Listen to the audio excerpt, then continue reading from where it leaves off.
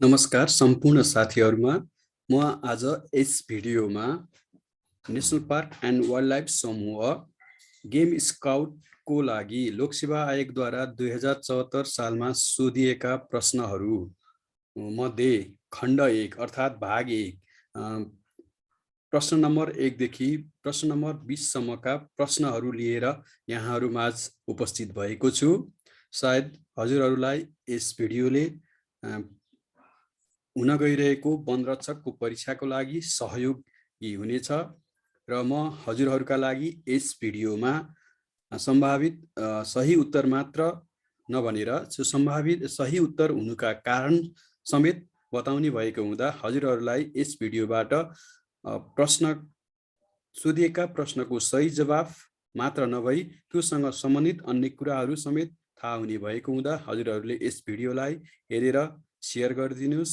मेरो channel BP Dhakal भन्ने छ युट्युबमा, त्यसलाई सब्स्क्राइब गरिदिनुस् र यसलाई लाइक र शेयर गरिदिनु हुन म अनुरोध गर्दछु। गेम स्काउट परीक्षा 2070 को पहिलो खण्ड यो रहेको छ र पहिलो खण्डमा रहेका प्रश्नहरू मध्ये प्रश्न नम्बर 1 यस प्रकार रहेको छ। 1 हात्तीले साधारणतया एक पटकमा एउटा मात्र बच्चा अर्थात् छावा जन्माउँछ। अपवादका रूपमा जुम्लाहा तिम्ल्याहा पनि जन्मन सक्दछ। नेपालको कुनै एक संरक्षित क्षेत्रमा रहेको हात्तीसारमा जुम्ल्याहा छावा जन्मेका थिए। त्यो संरक्षित क्षेत्रको नाम के हो? र यसको सम्भावित उत्तर रहेको छ। ए कोसीटप्पु वन्यजन्तु आरक्ष, बी पर्सा राष्ट्रिय निकुञ्ज, सी चितवन राष्ट्रिय निकुञ्ज, डी बर्दिया राष्ट्रिय निकुञ्ज। यहाँ दिएका चारवटा उत्तरहरू ए, बी, सी र डी मध्ये कुन चाहिँ उत्तर सही होला? यसको अनुमान साथीहरूले लगाउनु हुनेछ। अर्थात् यसमध्ये चारवटा सम्भावित उत्तरहरू मध्ये एउटा उत्तरलाई साथीहरूले छनौट गर्नको लागि म अनुरोध गरे र केही समय पश्चात म हजुरहरुका लागि यसको सही जवाफ दिनेछु।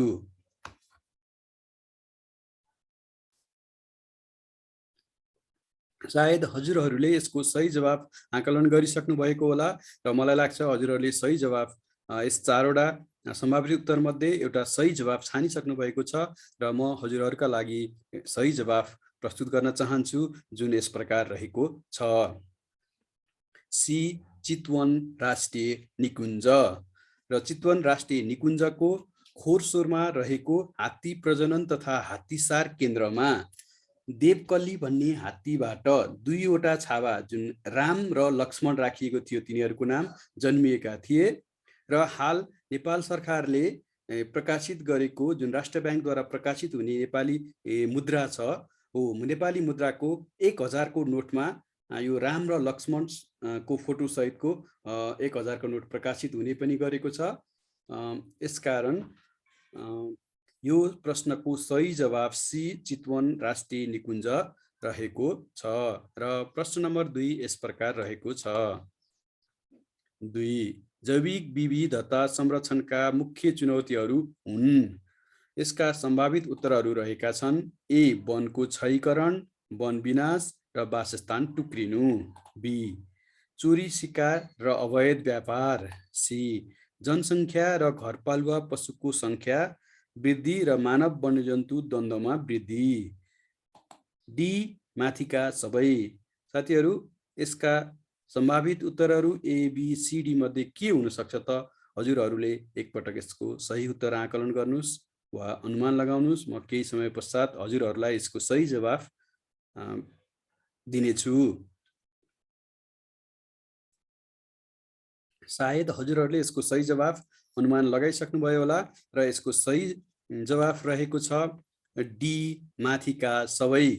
किन भन्दा वन विनाश, क्षयीकरण र वासस्थान टुक्रिँदाखेरि जैविक विविधतामा चाहिँ आइसोलेसन हुने र जैविक विविधतामा चाहिँ जेनेटिक ड्रिफ्ट हुने, एउटै किसिमका परिवारसित चाहिँ तिनीहरूको मेटिङ हुँदाखेरि छुट्टै किसिमको प्रजातिहरू बन्न जाने र चोरी सिकारीका कारण र अवैध व्यापारका कारण पनि हाम्रो जैव विविधता चाहिँ एकदमै धरापमा परेको छ अथवा दिनदिनै हरास हुँदै गइरहेको छ र जनसङ्ख्या वृद्धिको कारणले गर्दा वासस्थानहरू चाहिँ विनाश भइरहेका छन्। घरपालु पशुहरूले चाहिँ अत्यधिक चरीचरणका कारण पनि जैव विविधतामा चाहिँ ठुलो असर परेको छ र मानव वन्यजन्तु द्वन्द्वका कारणले गर्दा मानवहरूले चाहिँ जैव विविधताको विनाशमा चाहिँ सहयोग गरिरहेका छन्। जस्तो मानव वन्यजन्तु द्वन्द्वको कारणले गर्दाखेरि विभिन्न किसिमका जनावरहरूलाई चाहिँ मार्ने क्रम बढिरहेको छ। यस कारणले गर्दा यो तीनवटै उत्तरहरू चाहिँ सही रहेको हुनाले गर्दा यो जैव विविधता संरक्षणका मुख्य चुनौतीहरू एबिसी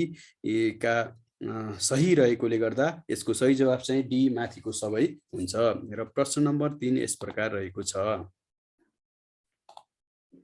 नेपालमा सङ्कटापन्न वन्यजन्तु तथा वनस्पतिको अन्तर्राष्ट्रिय व्यापार नियन्त्रण ऐन 2074 बनी लागू भएको अवस्था छ। त्यो ऐनको दफा 31 मा सङ्कटापन्न वन्यजन्तु तथा वनस्पति राष्ट्रिय समन्वय समितिको व्यवस्था गरेको छ, जसको संयोजक रहने व्यवस्था छ। भनेपछि यस समितिको दफा 31 अनुसार गठन भएको समितिको संयोजक चाहिँ को रहने व्यवस्था गरेको छ भनेर प्रश्नमा सोधिएको छ र यसको सम्भावित उत्तरहरू रहेको यस प्रकार रहेको छ। ए मन्त्री वन तथा वातावरण, बी सचिव वन तथा वातावरण, सी महानिर्देशक वन तथा भू संरक्षण विभाग, डी महानिर्देशक राष्ट्रिय निकुञ्ज तथा वन्यजन्तु संरक्षण विभाग। यी 4 जना मन्त्री, सचिव, महानिर्देशक दुईटा विभागका यी 4 जना मध्ये को चाहिँ यो समितिको संयोजक हुने व्यवस्था छ। साथीहरू यसको सही जवाफ अनुमान लगाउनुस्। म केही समय पश्चात हजुरहरूका लागि सही जवाफ लिएर आउनेछु। सायद हजुरहरूले यसको सही जवाफ अनुमान लगाइसक्नु भएको छ र यसको सही जवाफ रहेको छ सचिव वन तथा वातावरण। भनेको वन तथा वातावरण मन्त्रालयको सचिव यस समितिको चाहिँ संयोजक रहने व्यवस्था सङ्कटापन्न वन्यजन्तु तथा वनस्पतिको अन्तर्राष्ट्रिय व्यापार नियन्त्रण ऐन 2074 को दफा 31 ले गरेको छ। त्यसैले बी सचिव वन तथा वातावरण मन्त्रालय चाहिँ यसको सही जवाफ रहेको छ। प्रश्न नम्बर 4 यस प्रकार रहेको छ। नेपालमा हात्ती प्रजनन केन्द्र कहाँ कुन संरक्षित क्षेत्रमा छ? यसको सम्भावित उत्तरहरू रहेका छन्। ए पर्सा राष्ट्रिय निकुञ्जको कार्यालय अमलेशगञ्ज, बी चितवन राष्ट्रिय निकुञ्जको खोरसोर, सी शुक्लाफाटा राष्ट्रिय निकुञ्जको पिपरिया, डी कोशीटापु वन्यजन्तु आरक्षको कुसहा। र यसको सही जवाफ के होला त साथीहरू? एकपटक एबीसीडी मध्ये एउटा सही जवाफ छनौट गर्नुहोस्। म केही समयमा हजुरहरूका लागि यसको सही जवाफ दिनेछु।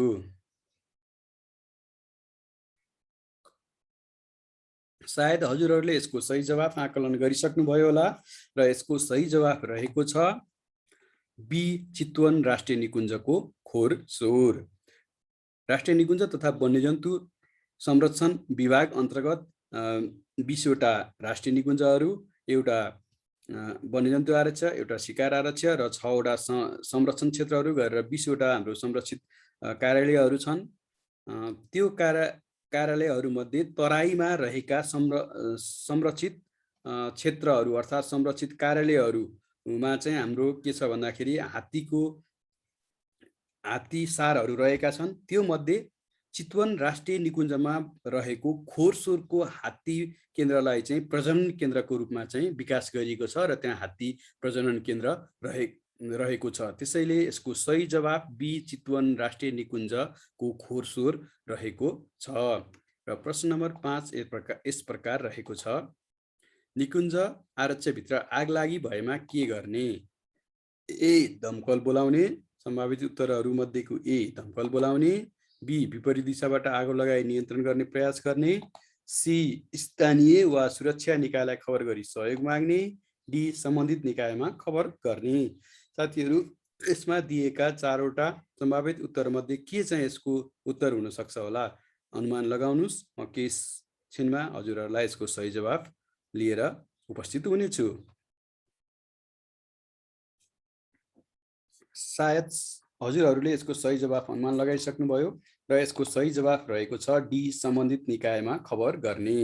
किन भन्दा हामीले दमकल बोलाएर जङ्गलमा आगो निभाउने सम्भावना धेरै कम हुन्छ र अर्को एउटा बी, विपरीत दिशाबाट आगो लगाई नियन्त्रण गर्ने प्रयास गर्ने। यो एउटा आगलागी नियन्त्रणको लागि चाहिँ एकदमै बढी मात्रामा प्रचलन भएको एउटा चाहिँ तरिका हो। तर पनि के छ भन्दा हाम्रो वन राष्ट्रिय निकुञ्ज तथा वन्यजन्तु संरक्षण ऐन 2029 र यसको नियमावलीले के भनेको छ भन्दा वनमा कुनै पनि प्रकारले आगो लगाउनु चाहिँ वनको अपराध हो भनेको छ राष्ट्रिय निकुञ्जभित्र।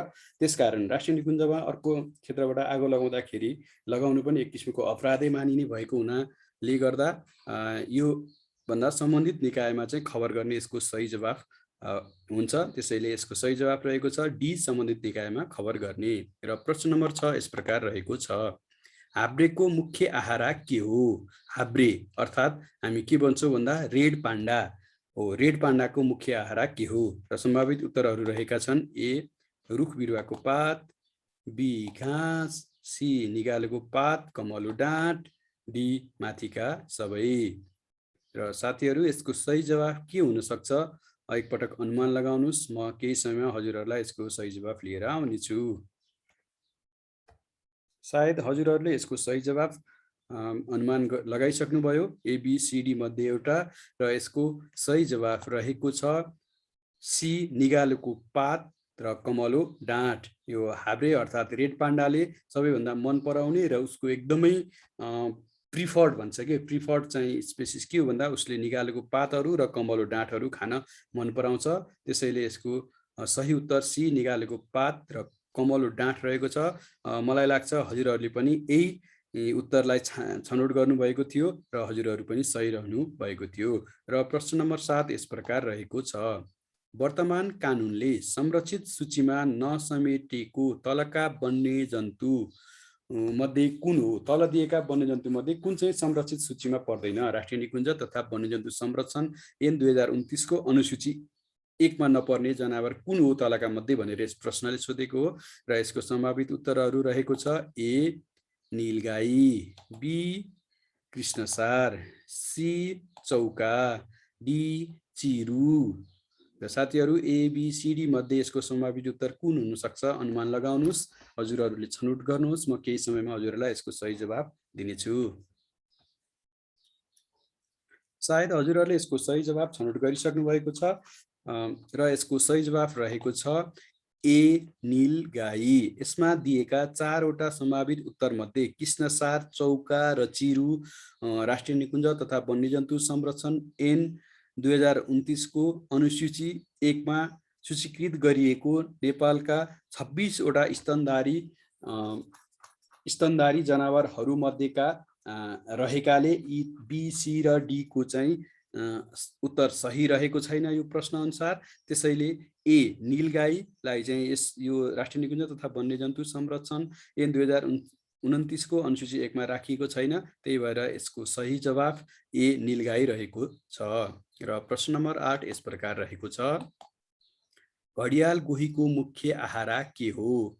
घडियाल गोही जो पानीमा बस्ने गर्छ, खोला नदीहरूमा पाइन्छ, यसको मुख्य आहारा के हो भनेर यस प्रश्नले जवाफ खोजेको छ। र यसको सम्भावित उत्तरहरू यस प्रकार रहेका छन् ए, सिनो, बी, पानीमा हुने घाँसपात र कमल, सी, माछा, डी, पानीमा हुने लेउ र झार। र यसको सम्भावित उत्तर के होला त साथीहरू? अनुमान लगाउनुहोस्, एबीसीडी मध्ये कुन हुन सक्छ? म केही समयमा हजुरहरूको लागि यसको सही जवाफ लिएर उपस्थित हुनेछु। र हजुरहरूले यसको सही जवाफ आकलन वा अनुमान लगाइसक्नुभयो होला र यसको सही जवाफ रहेको छ सी, माछा। यो घडियाल गोहीले चाहिँ फ्रेस माछाहरू मात्र खान्छ, त्यसकारण यसले सिनो, मरेको चिज कहिले पनि खाँदैन। पानीमा चाहिँ सिनो कमै हुने गर्छ र यो एक मांसाहारी जनावर भएको हुँदा यसले घाँस र पात कमलहरू अर्थात् लेउ झारहरू पनि एउटा वनस्पति प्रकार नै भएको हुँदा यो घडियाल गोहीले यी कुराहरू खाने गर्दैन, जसले गर्दाखेरि यसको सही जवाफ सी, माछा रहेको छ।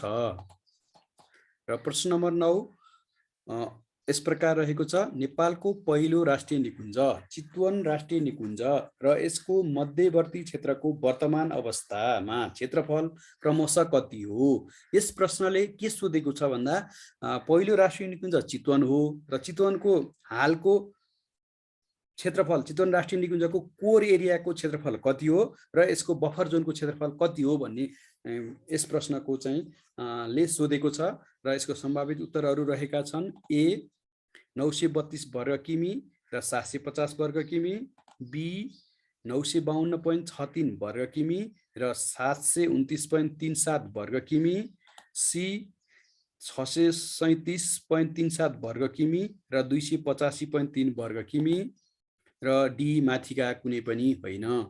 यो यहाँ दिएको सम्भावित उत्तरहरूमध्ये पहिलो 900 जस्तो ए को 932 वर्ग किमी भन्ने यो चाहिँ राष्ट्रिय निकुञ्जको कोर एरिया जनाउँछ र पछि आएको 750 वर्ग किमी भन्ने क्षेत्रफलले चाहिँ यो बफर जोन अर्थात् मध्यवर्ती क्षेत्रको क्षेत्रफल भन्ने जनाउँछ। त्यसकारण ए, बी, सी र डी मध्ये कुन चाहिँ सही जवाफ होला? साथीहरू एकपटक अनुमान लगाउनुहोस्। म सही जवाफ लिएर हजुरहरूका माझ केही समयमा आउनेछु। हजुरहरूले सायद यसको सही जवाफ आकलन गरिसक्नुभयो र यसको सही जवाफ रहेको छ बी 952.63 वर्ग किमी चाहिँ चितवन राष्ट्रिय निकुञ्जको हालको क्षेत्रफल रहेको छ र यसको मध्यवर्ती क्षेत्रको हालको क्षेत्रफल चाहिँ 729.37 वर्ग किलोमिटर रहेको छ। साथीहरूलाई म के अनुरोध गर्न चाहन्छु भन्दा प्रश्न राम्रोसँग पढेर उत्तरहरूलाई पनि राम्रोसँग दिएका सम्भावित उत्तरहरूलाई पनि राम्रोसँग पढ्नु होला र यो चितवन यसमा चाहिँ साथीहरू सबैभन्दा बढी झुकिनु सक्ने, जसले हतार गर्नुहुन्छ उहाँहरू झुकिनु सक्नुहुन्छ। केमा भन्दा चितवन राष्ट्रिय निकुञ्जको पहिला जति बेला यो स्थापना भएको त्यो बेलामा 932 वर्ग किलोमिटर चाहिँ यसको क्षेत्रफल थियो र 750 चाहिँ यसको मध्यवर्ती क्षेत्रको क्षेत्रफल थियो। तर हाल यो चितवन राष्ट्रिय निकुञ्जको केही भागहरू चाहिँ राष्ट्रिय निकुञ्जबाट कटाएर अन्य क्षेत्रको भागहरूलाई चाहिँ राष्ट्रिय निकुञ्जमा समावेश गर्ने क्रममा यसको क्षेत्रफल परिवर्तन भएको छ र यो मध्यवर्ती क्षेत्रको पनि परिवर्तन भएको छ, जुन जस अनुसार चाहिँ सम्भावित यहाँ दिएको सम्भावित उत्तरहरूमध्ये बी मा रहेको 952.63 चाहिँ चितवन राष्ट्रिय निकुञ्जको क्षेत्रफल हो र 729.37 वर्ग किलोमिटर चाहिँ यो चितवन राष्ट्रिय निकुञ्जको मध्यवर्ती क्षेत्रको क्षेत्रफल रहेको छ। त्यसैले बी चाहिँ यसको सही उत्तर रहेको छ। र प्रश्न नम्बर 10 यस प्रकार रहेको छ, वन्यजन्तुको ओहोर दोहोर गर्ने बाटोलाई के भनिन्छ? वन्यजन्तुको ओहोर दोहोर गर्ने बाटोलाई के भनिन्छ र यसको सम्भावित उत्तरहरू रहेका छन्। ए सुविधा प्राप्त बाटो, बी जैविक मार्ग, सी फायर लाइन, डी माथिको कुनै पनि होइन। र साथीहरू यसको एबीसीडी मध्ये कुन चाहिँ सही उत्तर हुन सक्छ? हजुरहरूलाई अनुमान लगाउनुहोस्। म केही समयमा यसको सही जवाफ लिएर आउनेछु। सायद हजुरहरूले सही जवाफ अनुमान लगाइसक्नु भएको छ र यसको सही जवाफ रहेको छ बी जैविक मार्ग। यो वन्यजन्तुहरूले ओहोर दोहोर गर्ने बाटोलाई हामी जैविक मार्ग भनेर चिन्ने गर्दछौँ, अर्थात् जैविक मार्ग पनि भन्ने गर्दछौँ। त्यसैले यसको सही जवाफ चाहिँ बी मा रहेको जैविक मार्ग रहेको छ। र यो प्रश्न चाहिँ धेरैजना साथीहरूले सामाजिक सञ्जालमा यो वन्यजन्तुको ओहोर दोहोर गर्ने बाटोलाई के भनिन्छ भनेर सोधिरहनु भएको र मलाई पनि सोधिरहनु भएको हुँदा यस प्रश्नको उत्तरमा नझुकिनु हुन म सम्पूर्ण साथीहरूलाई अनुरोध गर्दछु। यो जैविक मार्ग चाहिँ हाम्रो के हो भन्दाखेरि वन्यजन्तु हिँड्ने बाटो हो। यो जैविक मार्ग संरक्षणको लागि हामीले विभिन्न किसिमका वन संरक्षण क्षेत्रहरूको घोषणा गरिएर त्यो मार्फत चाहिँ वन्यजन्तुको यो बाटोको संरक्षण गर्दै आएका छौँ। जस्तो खाता, बर्दियाको खाता, कैलालीको बसन्ता, अनि कञ्चनपुर र कैलाली परे मोहना लालजाडी, यस्तै चितवनको बरण्डाबार, यिनीहरू के हुन् भने जैविक मार्गको रूपमा स्थापना गरेका वन संरक्षण क्षेत्रहरू हुन्, जसले वन्यजन्तुको ओहोर दोहोर गर्नको लागि मद्दत गर्दछ। र यो जैविक मार्गकै रूपमा हामीले के गरेका छौँ भन्दा चितवन नारायणगढ खण्डको बाटो निर्माण गर्ने क्रममा, हाइवे निर्माण गर्ने क्रममा चाहिँ त्यसमा अन्डरपासहरू जुन वन्यजन्तुहरू सजिलैसित ओहोर दोहोर गर्नको लागि चाहिँ हामीले के गरेका छौँ, अन्डरपास पनि बनाएका छौँ। यो नेपालको सबैभन्दा पहिलो अन्डरपास चाहिँ यो हो। हजुरहरूलाई यसको बारेमा पनि सोध्न सक्छ, त्यसकारण मैले जानकारीको लागि राखेँ। र प्रश्न नम्बर 11 रहेको छ, नेपालमा कति कति वर्षमा गैंडा गणना गर्ने गरिन्छ? यसको सही जवाफ रहेका छन् मध्ये रहेका छन् ए 1 वर्षमा, बी 3 वर्षमा, सी 4 वर्षमा, डी 5 वर्षमा। यो मध्ये यसको सही जवाफ के होला त साथीहरू? अनुमान लगाउनुहोस्। सायद हजुरहरूले एबीसीडी मध्ये एउटा अप्सन अथवा सम्भावित उत्तर छनौट गरिसक्नु भएको छ र यसको सही जवाफ रहेको छ सी 4 वर्षमा। साधारणतया नेपालमा 4 वर्षको अन्तरालमा यो गैंडाको गणना गर्ने गरिन्छ, तर विषम परिस्थिति परेको खण्डमा चाहिँ यो कहिलेकाहीँ तलमाथि हुने सम्भावना पनि रहेको छ। र हाल चाहिँ भर्खरै 2021 मा गैंडा गणना गरिएको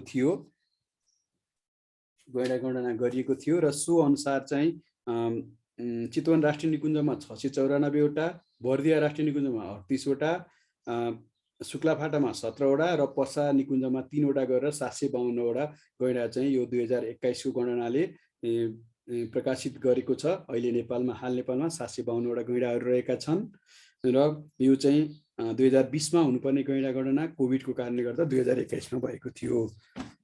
र प्रश्न नम्बर 12 यस प्रकार रहेको छ, राष्ट्रिय प्राणी उद्यान कहाँ स्थापना गर्ने निर्णय भएको छ? राष्ट्रिय प्राणी उद्यान कहाँ निर्माण गर्ने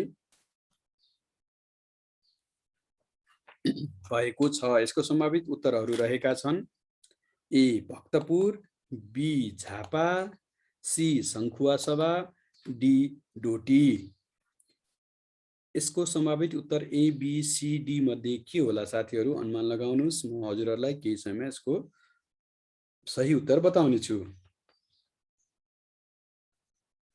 र हजुरहरूले सही उत्तर अनुमान लगाइसक्नु भएको छ होला सायद, र म यसको सही जवाफ बताउन चाहन्छु। यसको सही जवाफ रहेको छ ए भक्तपुर। र नेपाल सरकारले भक्तपुरको सूर्य विनायकमा रहेको केही जग्गा अर्थात् कति 245.165 हेक्टर क्षेत्रफलको वन क्षेत्रलाई चाहिँ एउटा प्राणी उद्यानको रूपमा चाहिँ विकास गर्ने निर्णय गरेर त्यसलाई प्राणी उद्यानको रूपमा हाल व्यवस्थापन गरिदिएर आइएको छ। एउटा प्राकृतिक रूपमा नै वन्यजन्तुहरूलाई जङ्गलमा राखेर तिनीहरूको व्यवस्थापन गर्दै सम्पूर्ण सहरमा बस्ने अर्थात् व्यक्तिहरूलाई चिडियाखाना मा चाहिँ भन्दा एउटा पृथक रूपमा व्यवस्थापन गर्ने निर्णय अनुसार चाहिँ यो प्राणी उद्यान कार्यालयको व्यवस्थापन भक्तपुरको सूर्य विनायकमा राष्ट्रिय निकुञ्ज तथा वन्यजन्तु संरक्षण विभागले गर्दै आएको छ। र यसको क्षेत्रफल चाहिँ 245.165 हेक्टर रहेको र सो मध्ये 14.2 हेक्टरमा चाहिँ वन्यजन्तु टुहुरा अर्थात् घाइते भएका वन्यजन्तुको उद्धार केन्द्र स्थापना गर्ने निर्णय समेत गरेको छ। र यसको कार्यालय चाहिँ 2073 साल 9 को महिना 29 गते खुलिएको बेहोरा पनि म हजुरहरूलाई यहाँ जानकारी गराएँ। र यसको कार्यालय कहिले खुलेको रहेछ? 73 साल 9 को महिना 29 गते। 73 साल 9 को महिना 29 गते। र यसको प्रश्न नम्बर 13 यस प्रकार रहेको छ, दिएका मध्ये सबैभन्दा बढी क्षति पुर्याउने वन्यजन्तु कुन हो? र यसको सम्भावित उत्तरहरू रहेको छ ए बाघ, बी हात्ती, सी गैंडा, डी नीलगाई। र यहाँ दिएका एबीसीडी मध्ये कुन चाहिँ जनावरले सबैभन्दा बढी क्षति पुर्याउने गर्दछ? साथीहरू अनुमान लगाउनुहोस्। सायद हजुरहरूले एबीसीडी मध्ये एउटा सम्भावित उत्तरलाई छनौट गरिसक्नु भएको छ र यसको सही जवाफ रहेको छ बी हात्ती। यहाँ दिएका 4वटै जनावरहरूले चाहिँ मानिसहरूको लाई चाहिँ क्षति पुर्याउने गर्दछ। यो मध्ये पनि हात्तीले चाहिँ सबैभन्दा बढी यसले विनाश गर्छ। यसले बालीनाली पनि विनाश गर्छ र अर्को यसले चाहिँ के छ, मानिसहरूको गोठ घर पनि विनाश गर्ने गरेको छ, भत्काउने गरेको छ र मानिसहरूलाई पनि मार्ने गरेको छ। यहाँ दिएका अन्य जनावरहरूले जस्तो बाघले यदाकदा मानिसहरूलाई चाहिँ के गर्छ भन्दाखेरि मार्ने गर्दछ, तर यसले बालीनालीहरू विनाश गर्दैन र पशु धनको सम्म विनाश गर्ने गरेको छ। हात्तीले चाहिँ मानिसलाई पनि मार्छ, बालीनालीहरू पनि खाएर नष्ट गर्छ, घर गोठहरू पनि भत्काउँछ र वन्यजन्तु अथवा के अरे पशुहरूलाई पनि मार्न सक्छ। र नीलगाईले चाहिँ हाम्रो के भन्छ बालीनालीलाई मात्र के गर्ने गर्छ भन्दाखेरि विनाश गर्ने गर्छ। त्यसैले यहाँ दिएका मध्ये चाहिँ हात्ती चाहिँ सबैभन्दा बढी विनाश गर्ने वन्यजन्तु रहेको छ। र प्रश्न नम्बर 14 यस प्रकार रहेको छ, वन्यजन्तुबाट कुनै व्यक्तिको मृत्यु हुन गएमा मृतकको आश्रित परिवारले के कति राहत पाउन सक्दछन्? र यसको सम्भावित उत्तरहरू रहेको छ, ए रु 10,000, बी रु 1 लाख, सी रु 5 लाखसम्म र डी रु 10 लाखसम्म। र साथीहरू एबीसीडी मध्ये कुन चाहिँ यसको सही जवाफ रहेको छ आकलन गर्नुहोस्, अनुमान लगाउनुहोस्। म केही समयमा हजुरहरूको लागि सही जवाफ दिनेछु। र सायद हजुरहरूले यसको सही जवाफ आकलन गरिसक्नु भएको छ। यसको सही जवाफ रहेको छ डी रु 10 लाखसम्म। हाल यो हाम्रो वन्यजन्तु राहत निर्देशिकाले के व्यवस्था गरेको छ भन्दा, वन्यजन्तुहरूले कुनै पनि व्यक्तिलाई मारेको खण्डमा यसमा चाहिँ के गरेको छ, सबै वन्यजन्तुको पाइँदैन। यसले चाहिँ के भनेदेखि कुन कुन वन्यजन्तुले चाहिँ क्षति गर्छ त्यसको क्षति गरेको बापत अर्थात् मानिस मारेको बापत चाहिँ क्षतिपूर्ति दिने व्यवस्था गरेको छ। सो मध्ये यदि कोही व्यक्तिलाई चाहिँ मारेको खण्डमा चाहिँ रु 10 लाखसम्म चाहिँ के हुन्छ भन्दा हामीले त्यो हाम्रो निर्देशिका अनुसार चाहिँ क्षतिपूर्ति दिन सक्ने व्यवस्था नेपाल सरकारले हाल गरेको छ। त्यसैले यसको सही जवाफ चाहिँ डी 10 लाखसम्म भनिरहेको छ। तर यदि कोही व्यक्तिहरू राष्ट्रिय निकुञ्जको कोर एरिया भन्छ नि, भित्री एरियामा गएर वन्यजन्तुले ती व्यक्तिहरूलाई मारेको खण्डमा चाहिँ हामीले कुनै पनि किसिमको क्षतिपूर्ति पाइँदैन। यो चाहिँ मध्यवर्ती क्षेत्रमा वा कोर एरिया भन्दा बाहिर वन्यजन्तुले गरेको क्षतिको लागि मात्र दिइने क्षतिपूर्ति हो। यो कुरा चाहिँ हजुरहरूले बुझ्नुहोस्। हजुरहरूलाई परीक्षामा के भनेर सोध्न सक्छ भन्दाखेरि, परीक्षामा चाहिँ के भनेर सोध्न सक्छ भन्दाखेरि, राष्ट्रिय निकुञ्जभित्र अर्थात् जङ्गलमा, राष्ट्रिय निकुञ्जको जङ्गलमा कोही व्यक्तिलाई वन्यजन्तुले मारेमा के कति राहत पाउने व्यवस्था छ भनेर यसरी सोध्न सक्छ। यसमा चाहिँ कुनै पनि किसिमको राहत पाइँदैन। र यो राहत वन्यजन्तुबाट हुने क्षति राहत सहयोग निर्देशिका 2069 हो र यसको तेस्रो संशोधन 2075ले यो 10 लाख रुपियाँसम्म चाहिँ कोही व्यक्तिलाई मारेको खण्डमा राहत पाउने व्यवस्था गरेको छ। र यसमा चाहिँ मुख्यतया 13 वटा जनावरहरूले गरेको क्षतिलाई चाहिँ हामी क्षतिको रूपमा लिन्छौँ। जस्तो यसमा हात्ती, गैँडा, बाघ, भालु, चितुवा, हिउँ चितुवा, जङ्गली बँदेल, ध्वाँसे चितुवा, ब्वाँसो, जङ्गली कुकुर, अर्ना, मगर, गोही, गौरी गाई र अजिङ्गर, यिनीहरूले गरेको क्षतिलाई मात्र हामी के भन्छौँ भन्दा क्षतिको रूपमा आकलन गरेर नेपाल सरकारले यसको क्षतिपूर्ति दिने गरेको छ। अन्य जनावरको हकमा चाहिँ क्षतिपूर्ति पाइने छैन। र प्रश्न नम्बर 15 यस प्रकार रहेको छ, संरक्षित क्षेत्रको घोषणा गर्ने निर्णय मन्त्री परिषदको निर्णयबाट हुन्छ। अपी नाम्पा संरक्षण क्षेत्रको घोषणा गर्ने मन्त्री परिषदको बैठक कहाँ बसेको थियो? यसका सम्भावित उत्तरहरू रहेको छ, ए प्रधानमन्त्रीको कार्यालय सिंहदरबार, बी वीरेन्द्र अन्तर्राष्ट्रिय सम्मेलन केन्द्र बानेश्वर, सी मन्त्री परिषदको सचिवालय सिंहदरबार र डी कालापत्थर सगरमाथाको आधार शिविर सोलुखुम्बु। र हजुरहरूलाई म यसको सम्भावित उत्तरहरू एबीसीडी मध्ये कुन चाहिँ सही होला आकलन गर्नको लागि अनुरोध गर्दछु र केही समयमा हजुरहरूको लागि म यसको सही जवाफ लिएर आउनेछु। र हजुरहरूले सायद यसको सही जवाफ आकलन गरिसक्नुभयो र यसको सही जवाफ रहेको छ डी काला पत्थर अर्थात् सगरमाथाको आधार शिविर सोलुखुम्बु। नेपाल सरकारले चाहिँ हामी चाहिँ जलवायु परिवर्तनप्रति चाहिँ एकदम संवेदनशील छौँ। जस्तो मालदिप्सको मन्त्री परिषदले चाहिँ पानी मुनि गएर बैठक गरेर एउटा चाहिँ सूचना दिएको थियो, जलवायु परिवर्तनका कारण समुद्रहरूमा पानीको सतह बढ्दैछ, त्यसको कारणले गर्दा मालदिप्स चाहिँ एकदम जोखिममा छ भन्ने जसरी चाहिँ एउटा सूचना दिएको थियो, जानकारी दिएको थियो विश्व समुदाय मार्फत, सोही अनुरूप नेपाल सरकारले पनि यो बढ्दो जलवायु परिवर्तनका कारण हिमालय क्षेत्र चाहिँ एकदमै के छ भन्दाखेरि सङ्कटमा छ भन्ने विश्वलाई एउटा जानकारी दिनको लागि चाहिँ सगरमाथाको आधार शिविर कालापत्थरमा मन्त्री परिषदको मिटिङ गरेको थियो। हो त्यही मिटिङले चाहिँ नेपालका 2वटा संरक्षण क्षेत्रहरू अपिनाम्पा र गौरीशङ्करलाई चाहिँ संरक्षण क्षेत्रको रूपमा घोषणा गरेको थियो। त्यसैले यसको सही जवाफ चाहिँ डी कालापत्थर सगरमाथाको आधार शिविर भन्ने रहेको छ। र प्रश्न नम्बर 16 यस प्रकार रहेको छ, हात्तीसारमा रहेका हात्तीको हेरविचार गर्न छुट्टा छुट्टै तहका कर्मचारीहरू तोकिएका हुन्छन्, तिनीहरूको तह के हुन्? सम्भावित उत्तरहरू रहेको छ, ए माहुत, पछुवा र फणित, बी फणित र पछुवा, सी पछुवा र माहुत, डी दरोगा र माहुत।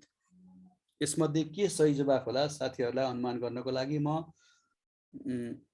अनुरोध गर्दछु र केही समयमा म हजुरहरूका लागि यसको सही जवाफ लिएर आउनेछु। सायद हजुरहरूले यसको सही जवाफ आकलन गरिसक्नुभयो होला र यसको सही जवाफ रहेको छ ए माहुत, पछुवा र फणित। नेपाल वन सेवा गठन नियमावली 2051 भन्ने रहेको छ। त्यो नेपाल वन सेवा गठन नियमावली 2051ले चाहिँ नेपाल वन सेवाभित्र रहने समूहहरूको चाहिँ के गरेको छ भन्दाखेरि विभाजन गरेको छ। जस्तो नेपाल निजामती सेवाको विभिन्न समूह सेवाहरूमध्ये नेपाल वन सेवा चाहिँ एउटा सेवा हो र त्यसभित्र रहने समूहहरूको बारेमा यो नेपाल वन सेवा गठन नियमावली 2051ले व्यवस्था गरेको छ। त्यो मध्ये एउटा चाहिँ के छ भन्दाखेरि हाम्रो हात्तीसार भन्ने चाहिँ समूह छ है। हात्तीसार भन्ने पनि नेपाल वन सेवाको एउटा समूह हो। त्यो समूहभित्र चाहिँ के छ भन्दाखेरि यो माहुत, पछुवा र फणित भन्ने चाहिँ एउटा के छ भन्दाखेरि तह रहेको छ। त्यसकारण यसको सही जवाफ चाहिँ ए माहुत, पछुवा र फणित हो। र 17 नम्बरको प्रश्न यस प्रकार रहेको छ, नेपालको पहिलो प्राकृतिक विश्व सम्पदा सूचीमा सूचीकृत संरक्षित क्षेत्र कुन हो र यसलाई कहिले कुन साल चाहिँ संरक्षित प्राकृतिक विश्व सम्पदा सूचीले संरक्षित क्षेत्रको रूपमा चाहिँ सूचीकृत गर्यो भन्ने यसको प्रश्नले खोजेको छ। र यसको सम्भावित उत्तरहरू रहेको छ, ए चितवन राष्ट्रिय निकुञ्ज 1973, बी चितवन राष्ट्रिय निकुञ्ज 1984, सी सगरमाथा राष्ट्रिय निकुञ्ज 1976, डी सगरमाथा राष्ट्रिय निकुञ्ज 1979। र यसमध्ये एबीसीडी मध्ये कुन चाहिँ सही जवाफ हो हजुरहरूलाई म आकलन गर्नु हुन अनुरोध गर्दछु र केही समयमा म हजुरहरूका लागि सही जवाफ लिएर आउनेछु। सायद हजुरहरूले यसको सही जवाफ एबीसीडी मध्ये एउटा सही जवाफ छनौट गरिसक्नु भएको छ र यसको सही जवाफ रहेको छ सगरमाथा राष्ट्रिय निकुञ्ज 1979। यहाँ दिएको 4वटा अप्सन मध्ये यो चितवन राष्ट्रिय निकुञ्ज 1973 भन्ने चाहिँ चितवन राष्ट्रिय निकुञ्जको स्थापना भएको वर्ष हो र चितवन राष्ट्रिय निकुञ्ज 1984 हो। यो वर्ष चाहिँ चितवन राष्ट्रिय निकुञ्जलाई यो विश्व सम्पदा सूचीमा सूचीकृत गरिएको थियो। नेपालमा रहेका 2वटा संरक्षित क्षेत्रहरूलाई चाहिँ विश्व सम्पदा सूचीमा सूचीकृत गरिएको छ। त्यो मध्ये पहिलो चाहिँ सगरमाथा राष्ट्रिय निकुञ्ज हो, पहिलो सूचीकृत गरिएको। दोस्रो चाहिँ चितवन राष्ट्रिय निकुञ्ज हो र यो सगरमाथा राष्ट्रिय निकुञ्जलाई 1979 मा चाहिँ यो सूचीकृत गरिएको थियो भने चितवन राष्ट्रिय निकुञ्जलाई 1984 मा। र यहाँ दिएको सी को चितवन राष्ट्रिय निकुञ्ज 1976 भनेको चाहिँ यसको यो चितवन राष्ट्रिय निकुञ्ज सगरमाथा राष्ट्रिय निकुञ्ज स्थापना भएको वर्ष हो। त्यसैले यसको सही जवाब डी सगरमाथा राष्ट्रिय निकुञ्ज 1979 रहेको छ। र प्रश्न नम्बर 18 यस प्रकार रहेको छ, अवैध वन्यजन्तु तथा वनस्पतिको व्यापार रोक्ने महासन्धि अनुसार गठित अन्तर्राष्ट्रिय स्तरको संस्था कुन हो? यसको सही सम्भावित उत्तरहरू यस प्रकार रहेको छ, A WWF, B IUCN, C CITES र डी NTNC। हजुरहरूलाई म यसको सही जवाब के होला आकलन गर्नको लागि अनुरोध गर्दछु र केही समयमा म यसको सही जवाब हजुरहरूको लागि दिनेछु।